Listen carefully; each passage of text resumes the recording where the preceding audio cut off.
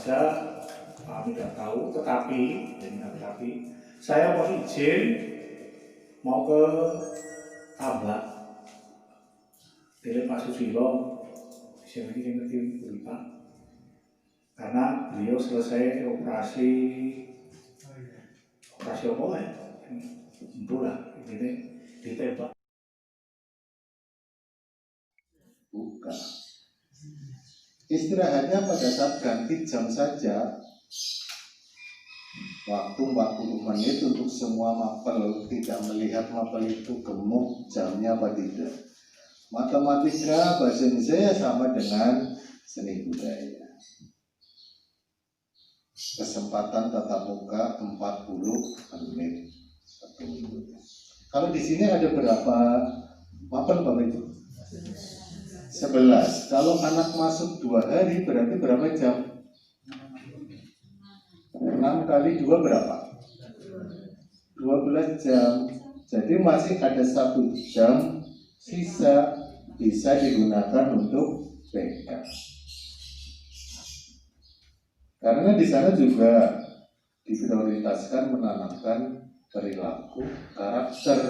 BK kan penting juga. Masuk di sana. Di jadwal. Nah, untuk mengatur jadwal ini yang kadang nanti perlu diputuskan bareng-bareng karena rombel satu kelas kan 32. Itu harus dipecah jadi 2. Berarti satu ruangnya sisinya 16. 4.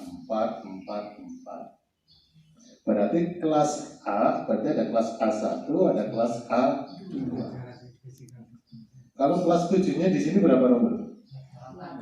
8 kali 2 berarti 16. Yang dibutuhkan adalah 16 ruangan. Lalu yang ngajar siapa? Wong ada 2 ruangan untuk mapel yang sama mungkin ya. Nah itu bisa diatur di jadwal tatap muka itu. Kayak SMP terbuka mana. Konsepnya seperti itu. Sampai di sini ada yang mau ditanyakan. Ini seandainya nanti diberlakukan untuk pembelajaran ya. Ini gambarannya seperti itu. Jadi sekolah langkah pertama wajib menyusun gugus tugas, satgas, tim. Tugasnya apa? Ya macam-macam termasuk tadi. Ini kan tujuannya pencegahan penyebaran COVID-19. Jadi nanti sekolah selain membentuk gugus tugas juga harus menyusun SOP secara rinci. Standar operasional prosedur. Sejak anak datang ke lingkungan sekolah itu harus diatur. Nganter orang tua itu sampai di mana berhentinya, kemudian masuk di sini anak harus jaga jarak, tidak boleh gerombol, diatur.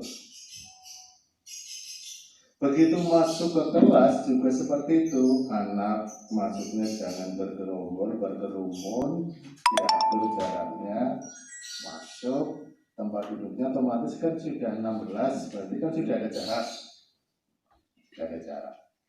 Begitu pun kepulangannya. Yang rawan kan kepulangannya Bapak Ibu. Jam 11 anak sudah pulang, dikira kondisi sudah new normal, beneran normal raya biasa, tanpa pengecualian, tanpa syarat. Anak dikira pulang ke asik, nongkrong, berkerumun, dolan, dan seperti itu harus disosialisasikan, harus disampaikan ke anak juga ke orang tua. Oleh karena itu, langkah berikutnya setelah satu tadi sekolah membentuk atau menyusun satgas atau gugus tugas, yang kedua menyusun SOP, yang ketiga mensosialisasikan ke orang tua, ke anak juga. Tantangannya adalah ke anak. Apa iya, apa mungkin anak selalu bisa menjaga jarak? Nah, yang seperti itu yang sampai saat ini belum bisa diputuskan. Besok tanggal 13 Juli anak masuk. Ini belum ada keputusan seperti itu tadi yang disampaikan oleh Bu Ira. Masih khawatir anak belum bisa menjaga jarak. Apalagi kalau di Bungelar 2, Sumber 2, kedatangan anak itu pakai angkudes Bapak Ibu, sek-sekan, tumpuk-tumpuk lah, yang seperti itu gimana caranya? Yang masih sulit di atas. Kemudian nanti skenario-nya, SOP-nya, anak begitu datang diatur di sana juga harus ditembak pakai termogan. Sekolah juga harus memiliki termogan. Des. Oh, ternyata 36, 37 masih bisa. Tapi kalau sudah 38, 39 itu sudah reaktif, sudah kategori kena. Oleh karena itu, kalau nantinya menemukan hal seperti itu, langkah berikutnya sekolah harus mengadakan kerjasama dengan puskesmas. Bagaimana langkah yang tepat untuk mengatasi anak yang seperti ini? Nanti puskesmas sudah tahu. Untuk kebutuhan ini semuanya, membeli termogan, membeli seperti ini, mungkin nanti Bapak Ibu baru kalau jadi tatap muka kan ini agak longgar, tidak pegang berbicara. Bapak Ibu kan pegang ya, bos Bapak Ibu, bos.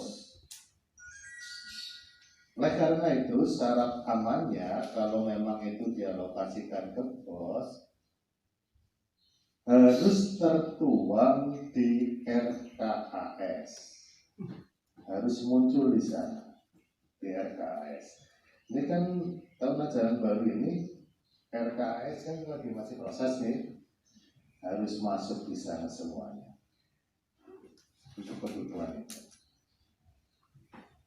Termasuk seandainya kok belum memungkinkan tatap muka, Bapak Ibu masih belajar jarak jauh, membutuhkan jaringan, terutama untuk pulsa nih dan sebagainya, itu sebenarnya bisa dibebankan ke bos.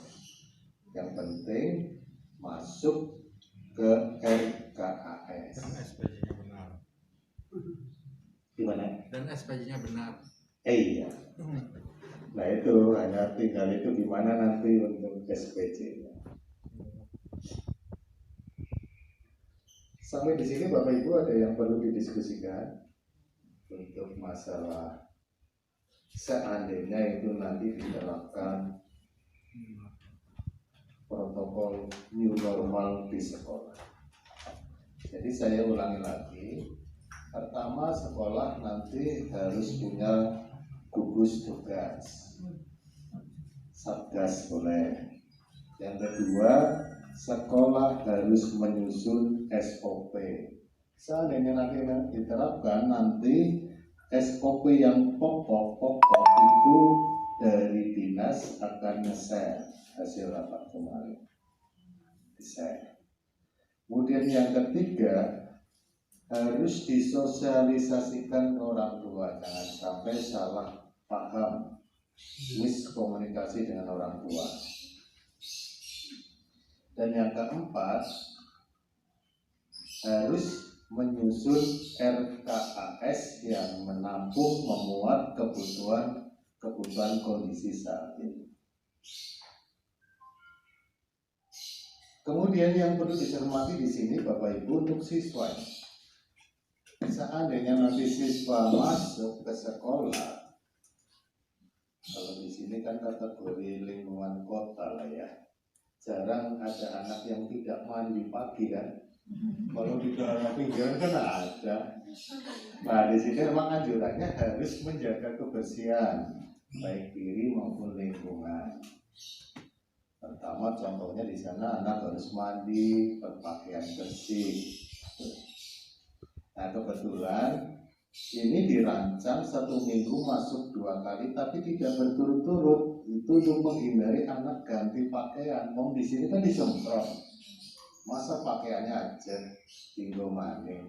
Nah, itu berarti kan kurang menjaga kebersihan. Tujuannya Senin dengan Kamis ya seperti itu. Di samping itu juga seandainya Bapak Ibu pada saat tatap muka memberi tugas, anak tidak terlalu santai. 2 hari harus selesai, 2 hari harus selesai. Tapi kalau digabungkan, pada sifatan dinaikin, nggak memang kadang ada yang seperti ini. Yang kedua, dianjurkan anak harus makan pagi, Bapak Ibu, sarapan yang bergizi. Kaitannya ini dengan imun siswa, kekebalan daya tahan.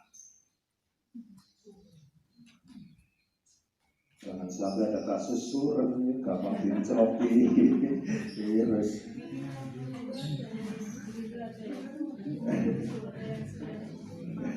Ya ada ya.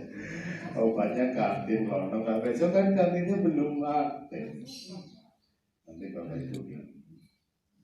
Kemudian seandainya anak itu bawa bekal, bawa minuman, makanan sendiri dari rumah boleh, tapi dengan catatan tidak boleh berbagi.